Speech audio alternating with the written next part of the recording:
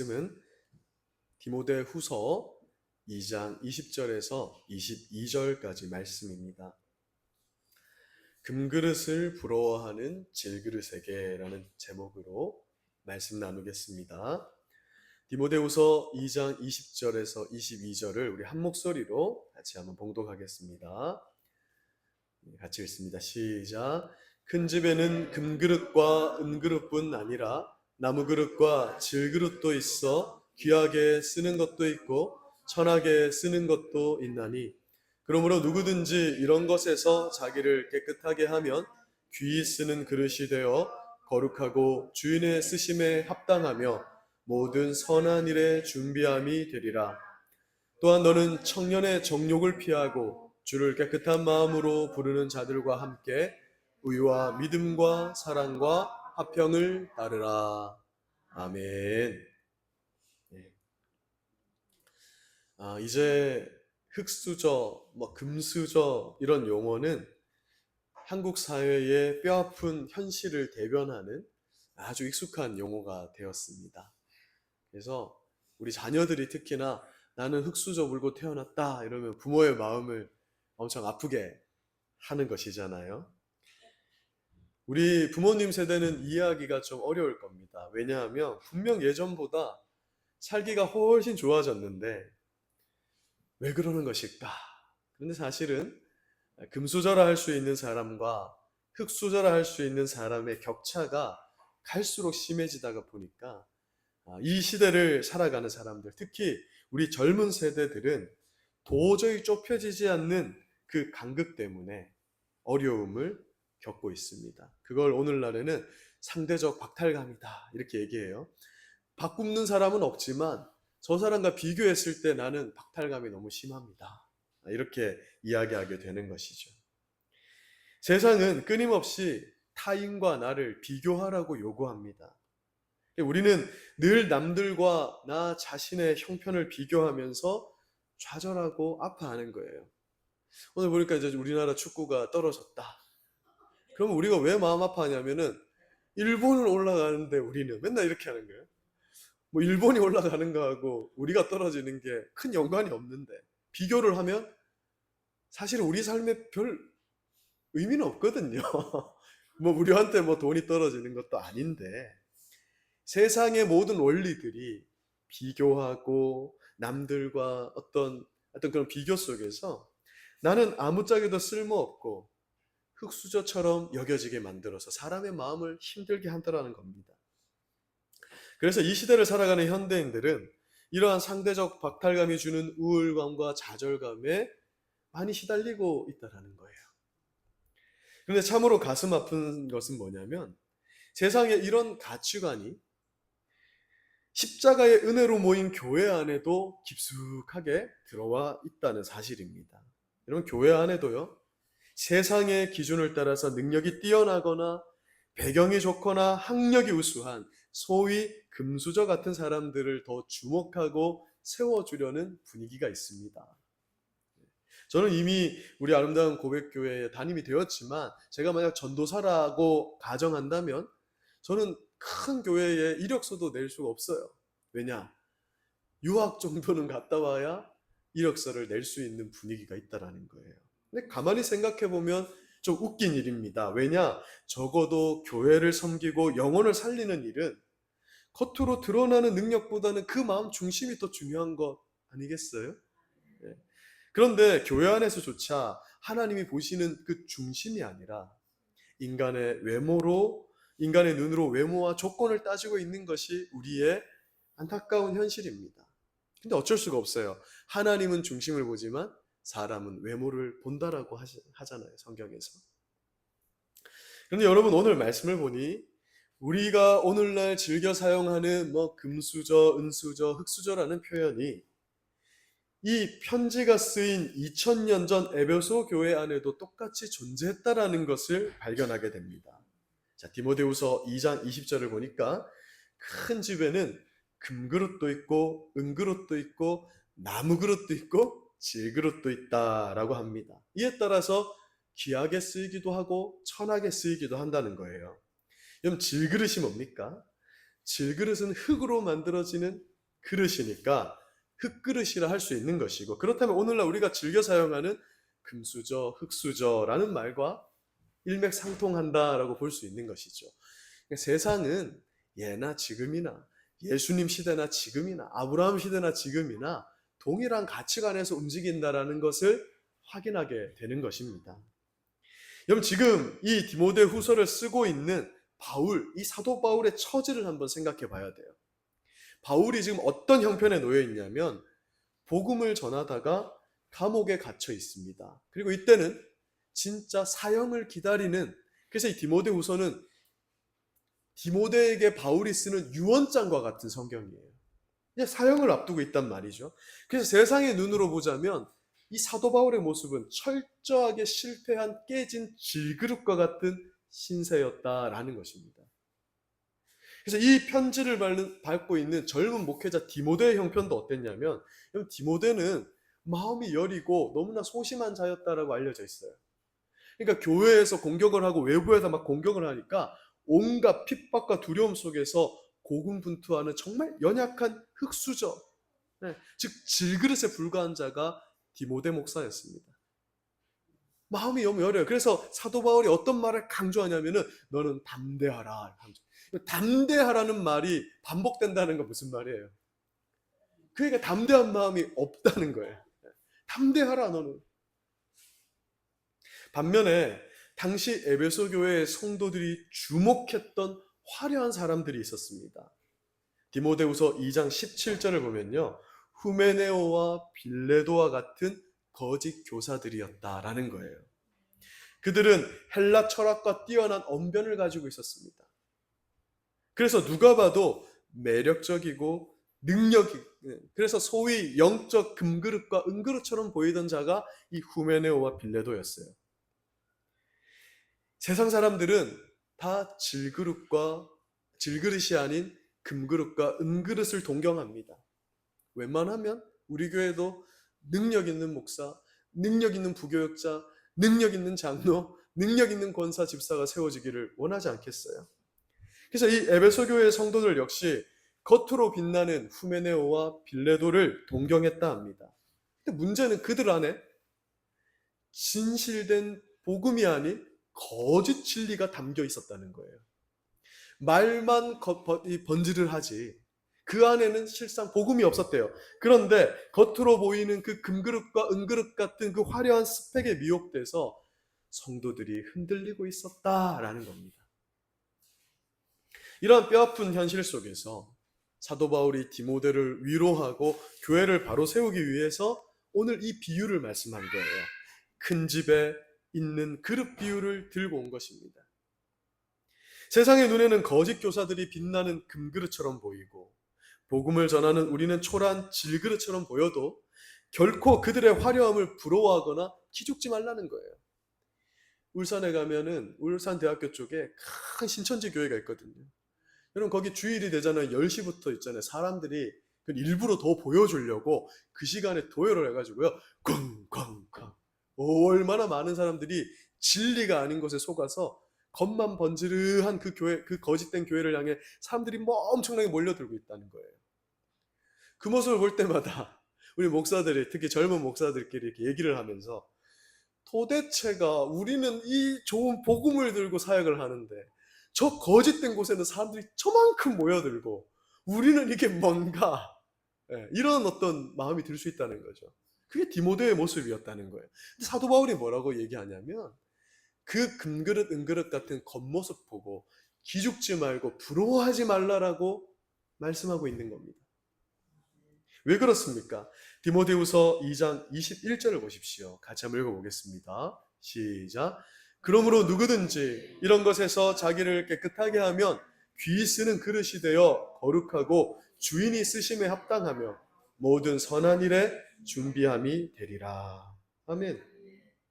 하나님께서 사람을 판단하시는 기준이 세상의 가치관과는 완전히 다르기 때문에 너희는 금그릇 은그릇을 동경하지 마라, 부러워하지 마라, 이렇게 말씀하는 거예요. 하나님의 판단 기준은 눈에 보이는 어떤 것이 아니랍니다. 하나님에게는 이게 금그릇이냐 질그릇이냐는 전혀 중요하지가 않다라는 겁니다. 하나님이 원하시는 그릇은 뭐냐면 깨끗한 그릇. 내가 좋은 것을 담아서 쓸 수 있는 그릇이지. 그래서 아무리 질그릇이라도 그릇이 깨끗하면 하나님이 기이 사용하시겠다는 거예요. 하나님의 관심은 나라는 사람이 하나님이 쓰시기에 깨끗하게 비워져 있느냐가 더 중요하다라는 것입니다. 우리는 성경을 통해서 우리가 본성적으로 가지고 있는 이 가치 판단의 관점을 바꿔야 돼요. 우리는 금그릇이 되거나 은그릇이 되기를 원할 필요가 없습니다. 왜냐하면 하나님께서 그것에 관심이 없기 때문에 그런 것입니다. 자, 우리는 너무나 오랜 시간 동안 특히 한국 교회 안에서는요, 신앙 안에서도 소위 우리는 믿음의 영웅이 되어야 된다라는 교육과 설교를 많이 듣고 자라왔습니다. 그래서 다윗과 같이 되고 다니엘과 같이 되고 사도 바울과 같이 되어야 한다는 말을 많이 들어왔고, 우리도 역시 그러한 영웅적 삶을 산 사람들에게 관심을 기울이고 있어요. 그들의 영웅적 삶에 귀를 기울인다라는 것이에요. 하지만 여러분, 성경을 잘 들여다보십시오. 하나님은 다윗이라는 사람이 다윗이라서 쓰신 적이 없고 바울이라는 사람이 바울이라서 쓰신 적이 없습니다. 성경은 언제나 하나님이 다윗이라는 질그릇에 담기셔서 함께 하심으로써 다윗이 다윗 될 수 있었음을 강조하고 있는 게 우리 성경의 기록이에요. 그래서 언제나 초점은 뭐냐면 다윗이 아니라 다윗 뒤에서 다윗에게 승리를 주신 하나님께 초점을 맞추고 있다라는 겁니다. 성경은 그렇게 초점이 맞춰져 있어요. 사무엘상 16장 7절을 보십시오. 우리 하나님은 다윗의 외모가 아니라 그의 뭘 보셨다는 것이죠? 중심을 보신다. 그가 하나님이 담길 수 있는 깨끗한 그릇인지를 보고 그를 선택했다는 겁니다. 왜냐? 이세의 형제들 중에 다윗은 가장 볼품없는 자였거든요. 오죽하면 아버지가 네 아들들을 다 불러와라. 네 아들 중에 다음 왕이 있다. 오늘 기름 부을 거다 하는데 이 아버지 이세가요, 다윗은 부르지도 않습니다. 아버지가 생각할 때도 얘는 왕이 될 만한 애가 아니라는 거예요. 부르지도 않았다니까요. 근데 하나님은 누구를 주목하느냐? 금그릇, 은그릇 같은 형제들이 아니라 질그릇 같은 다윗, 그 마음에 깨끗함으로 비어져 있는 그 다윗에게 주목하셨다는 것이죠. 온갖 무기로 무장한 골리앗과 그 앞에 아무런 무장도 하지 않고 물맷돌 몇 개를 들고 있는 다윗의 모습을 떠올려 보세요. 이 싸움은 누가 이기는 싸움이에요? 골리앗이 이기는 싸움이죠. 세상적 눈으로 보면 미국이랑 북한이랑 진짜 제대로 한 방 붙으면 누가 이기겠어요? 그런 거예요. 그러니까 골리앗이 이기는 게 세상의 이치인데, 그러니까 세상의 눈으로 보자면 골리앗은 금그릇이고요, 다윗은 질그릇이에요. 다윗을 내버려 놓고도 아무도 와 다윗 화이팅 하는 응원하는 사람이 없었다라는 겁니다. 그런데 이 싸움의 결과 우리는 다 알고 있잖아요. 다윗이 이겼다. 계란으로 바위를 쳐도 계란이 바위를 깨부술 수 있는 이유는 뭐라는 겁니까? 이 싸움의 주체가 하나님께 달려있다는 거지, 다윗이 아니라. 성경은 그것에 주목하는 거예요. 그래서 나 같은 연약한 자를, 질그릇 같은 나를 사용하시겠다라는 게 우리 하나님의 메시지입니다. 사실 골리앗과의 전투에서요, 다윗은 없어도 되는 존재입니다. 그 자리에 다윗이 아니라 누가 서 있었어도 이 전쟁을 주도하시는 분은 누구예요? 하나님이잖아요. 다윗도 고백했잖아요. 이 전쟁은 누구에게 달려있다? 하나님께 달려있기 때문에 내가 하나님의 이름으로 가서 네 목을 칠 것이다. 그래서 이 전쟁은 다윗이 아니라 그 누가 서 있어도 승리하는 전쟁이었습니다. 그러니까 성경은 끊임없이 이 사실에 주목하는 거예요. 성경은 다윗의 온갖 실수와 허물을 가감없이 기록합니다. 그래서 어떤 사람들은 야, 성경 못 보겠다. 성경에는 온갖 성적인 범죄와 이 가족 간의 그런 어떤 근친상간, 온갖 살인 이런 게 다 담겨 있대. 무슨 종교의 경전이 있다구냐? 난 못 믿겠다 하는 그런 분들도 있어요. 그런데 왜 성경은 다윗이, 영웅 같은 다윗의 온갖 실수를 다 기록해 놨을까요? 다윗이 질그릇이라는 걸 계속 강조하는 거예요. 하나님이 다윗이 금그릇같이 완벽한 자라서 쓰신 게 아니라 그러한 허물과 온갖 약점을 가진 질그릇이지만 하나님께서 그를 사용하시니 그가 하나님께 쓰임 받았다라는 걸 강조하기 위해서 그렇게 기록하신 겁니다. 다윗이라는 존재는 아무것도 아니었지만 그 안에 하나님의 능력이 담기니까 그가 놀라운 일을 했다. 그게 오늘날 나 자신과 우리 아름다운 고백 교회와 또 우리 가족들 중에 힘들어하는 그 누군가에게 주시는 하나님의 살아있는 위로의 메시지라는 거예요. 이 사건을 우리 신자 한 사람 한 사람에게 적용해봐도 마찬가지입니다. 여러분, 우리 중에 그 누구도 나의 의로움으로, 나의 능력으로 하나님 앞에 나온 사람은 아무도 없습니다. 우리가 오늘 이 예배 자리에 나온 것도요, 엄밀히 말하면 하나님의 은혜가 우리를 붙들어서 끌려온 거예요. 나는 내 발로 왔는데요. 그런데 엄밀히 말하면 하나님께서 우리를 끌어오시지 않는다면요, 붙잡아 주시지 않는다면 우리는 이 자리에 있을 수 없는 질그릇들입니다. 우리 중에 누구도 내가 금그릇과 같은 자라서 권사가 되고 집사가 되고 목사가 되고 리더가 되었다라고 할 수가 없습니다. 전부 다 뭐라고 하는 것이 원래 올바르냐면, 목사가 권사님 이번에 한번 되셔야죠, 장로님 한번 되셔야죠, 집사님 한번 되셔야죠 할 때 이런 마음을 먹으면 안 돼요. 우리가 나는 목사가 될 만한 사람입니다. 나는 진짜 집사가 될 만한 사람입니다. 나는 권사가 될 만한 사람입니다. 목사님 말 잘하셨습니다. 이럴 수 있는 사람이 없어요. 우리는 전부 다 제가 어떻게 목사가 되고, 제가 어떻게 집사가 되고, 제가 어떻게 권사가 됩니까? 왜냐하면 하나님께서 나를, 아무 자격 없는 나를 귀한 직분자로 부르시고 사용하셔서 이 일을 맡게 된 것임을 우리는 알고 있고, 그러한 자들이 진짜 하나님의 자녀이고 나된 것은 오직 예수 그리스도의 은혜로 말미암았다라는 것을 우리가 알기 때문에 우리의 반응은 그럴 수밖에 없다라는 거예요. 그게 올바른 신자들의 모습이고 반응이라는 것입니다. 사랑하는 여러분, 우리는 다 질그릇과 같은 자들이에요.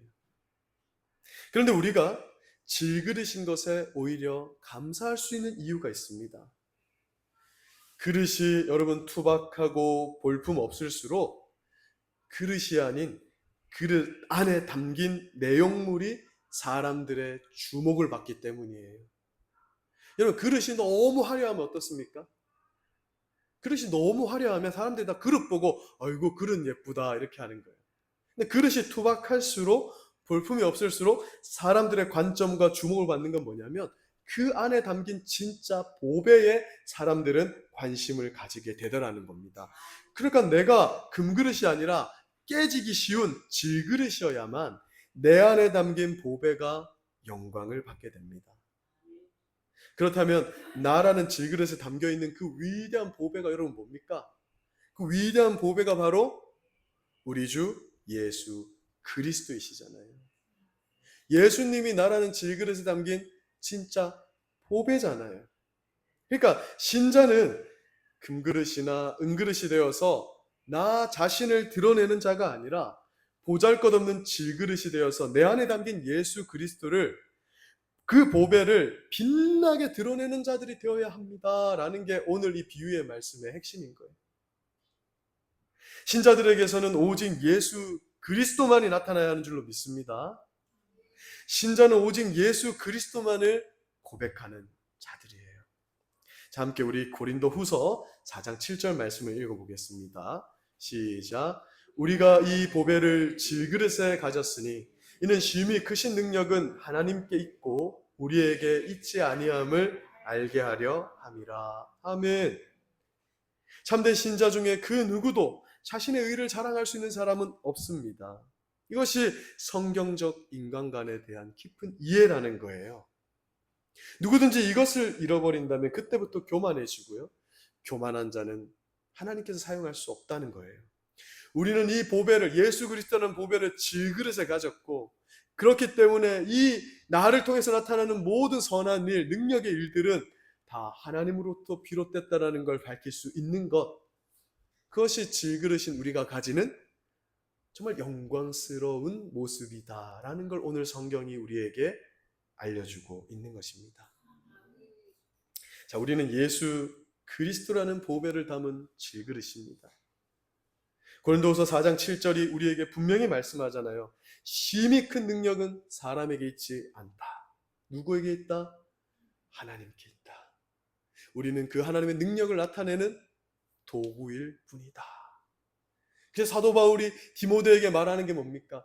네가 지금 질그릇 같다고 실망하거나 좌절하지 말아라. 왜? 그 질그릇에 예수 그리스도가 담겨 있다. 우리가 약할수록 하나님이 더 강함이 되신다. 우리가 연약할수록 우리 하나님이 더 빛나신다. 그것이 천국에서 얼마나 큰 영광이겠느냐. 그렇게 디모데를 위로했고 또 오늘 이 설교 말씀을 받는 우리를 위로하고 있는 것입니다. 따라서 예수 그리스도라는 보배를 담은 우리 질그릇들은요, 우리의 결론은요, 항상 어떻게 가야 하냐면 고린도후서 4장 8, 9절 말씀처럼 가야 합니다. 우리가 사방으로 우겨쌈을 당하여도 쌓이지 아니하며 답답한 일을 당하여도 낙심하지 아니하며 박해를 받아도 버림받지 아니하며 꺾으려뜨림을 당하여도 망하지 아니합니다. 우리 질그릇 같은 신자들의 결론은 항상 이렇다는 거예요. 질그릇과 같은 존재이기에 사방의 어려운 일, 답답한 일, 낙심할 만한 그런 일들을 겪을 수 있습니다. 또한 박해를 받고 거꾸로뜨림을 당할 수도 있습니다. 그러나 우리 안에 예수 그리스도가 담겨있기 때문에 우리의 결론은 결코 망하는 것으로 마치지 않는다. 질그릇이기 때문에 사람들이 가다가 뭐 이런 밥그릇에서 퉁 찰 수도 있어요. 우리가 귀한 그릇이라면 사람들이 어떻게 할까요? 조심조심 다루겠지요. 야, 이거 깨지면 큰일인데. 근데 저기 우리 고양이 밥 준다고 여기 누군가가 우리 교회에 항상 놓는 그 밥그릇은 어때요? 팡팡 찰 수 있는 거예요. 그게 우리에게 어떤 고난이란 이름으로 답답함과 낙심과 박해와 이런 것들을 줄 수 있지만 결코 망하지 않는 이유는 우리 안에 예수 그리스도라는 보배가 담겨있기 때문에 우리 신자들의 결론은 항상 하나님의 영광으로 마치게 된다라고 말씀하고 있는 거예요. 그러니 낙심할 필요 없다. 결코 그 거지 같은 절망적인 상황이 나를 환몰시키지 못한다. 나라는 질그릇에 예수 그리스도라는 보배가 담겨있기 때문이라는 거예요. 금그릇과 은그릇은 자기가 견딜 수 없는 심한 환란이 오면 다 깨져버리고 맙니다. 그러나 우리에게는 예수 그리스도라는 보배가 담겼기 때문에 깨질 수 없다. 우리 안에 예수의 생명이 담겨있기 때문입니다.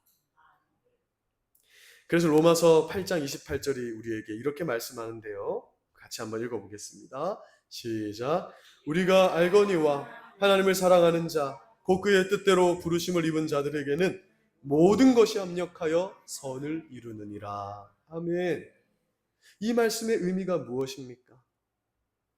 하나님을 사랑하는 자, 곧 그의 뜻대로 부르심을 입은 질그릇 같은 우리들에게는 더 이상 세상이 말하는 성공과 실패라는 구분법이 사라졌다라는 겁니다.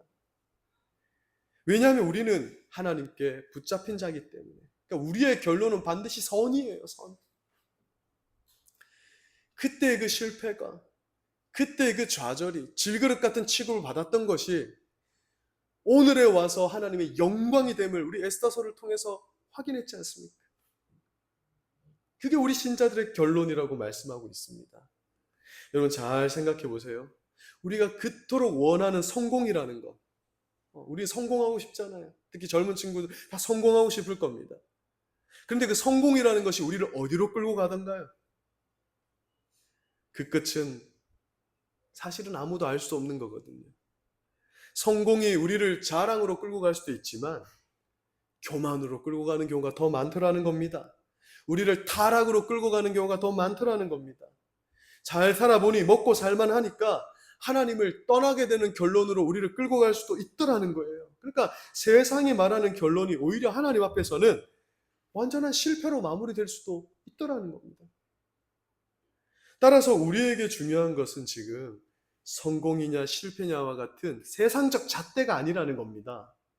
우리에게 지금 중요한 것은 지금 내가 처한 이 상황에서 내가 얼마나 하나님을 담아내고 있느냐, 내가 예수 그리스도라는 보배를 얼마나 붙잡고 있느냐가 중요한 거라고 말씀하는 거예요. 지금 내가 금그릇처럼 보이느냐 질그릇처럼 보이느냐는 중요한 게 아니라 지금 내가 예수 그리스도를 담고 있느냐? 만약 예수 그리스도가 담겨 있다면 질그릇 같은 내 인생에서 우리 하나님이 결국은 선한 일을 이루실 거라고 약속하고 계신 겁니다. 여러분, 이것이 얼마나 감사한 일이냐면 세상 앞에서는 아무것도 내세울 것 없는 질그릇 같은 내 인생의 결론이 하나님의 심판대 앞에 마지막 날 서게 될 때에는 세상 그 누구도 범접할 수 없는 영광으로 마치게 해주시겠다는 하나님의 거룩한 약속이기 때문에 그런 거예요. 우린 그걸 믿고 달려가는 겁니다. 질그릇이 되고 싶은 사람이 어디 있습니까? 질그릇이 되고 싶은 사람이 어디 있어요?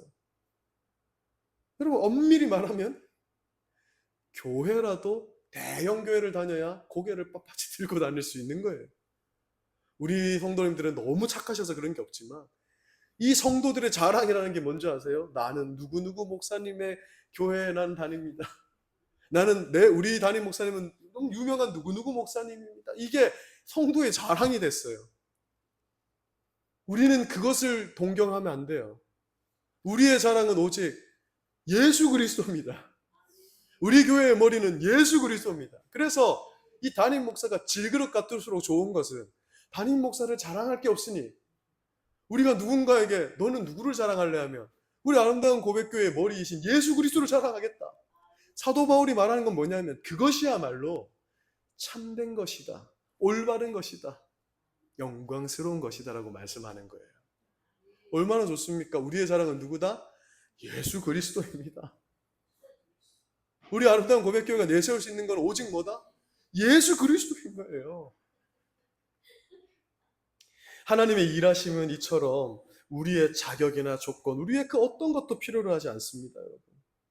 우리는 착각하지 말아야 돼요. 내가 없다고 교회가 안 돌아갈 것 같습니까? 하나님의 구원 역사가 전도하심이 멈출 것 같습니까? 아닙니다.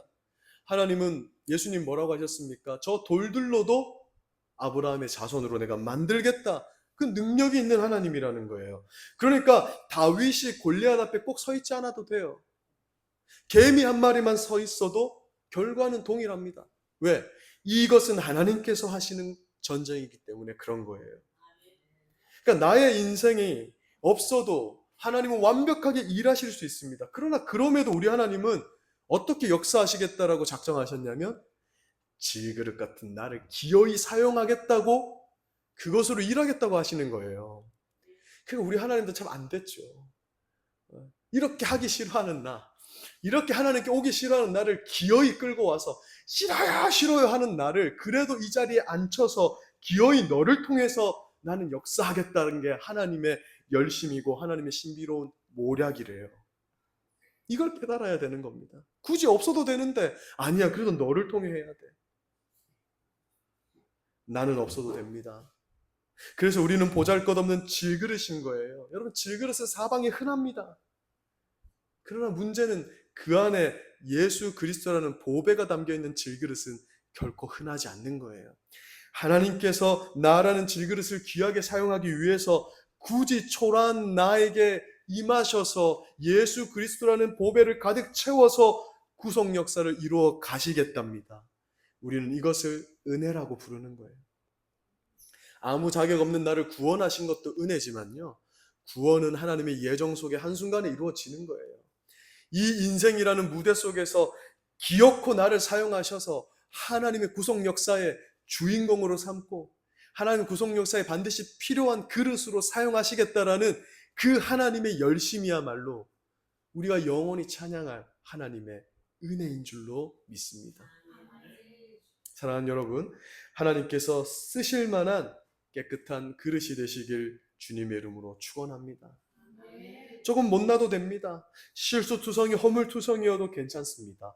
내 안에 예수 그리스도가 담겨 있으면 됩니다. 내가 예수 그리스도를 붙잡으면 됩니다. 그래서 하나님이 이런 나라도 쓰시겠다고 부르실 때 예수의 보혈로 나 자신을 깨끗이 비워서 하나님께 내어드리면 되는 줄로 믿습니다.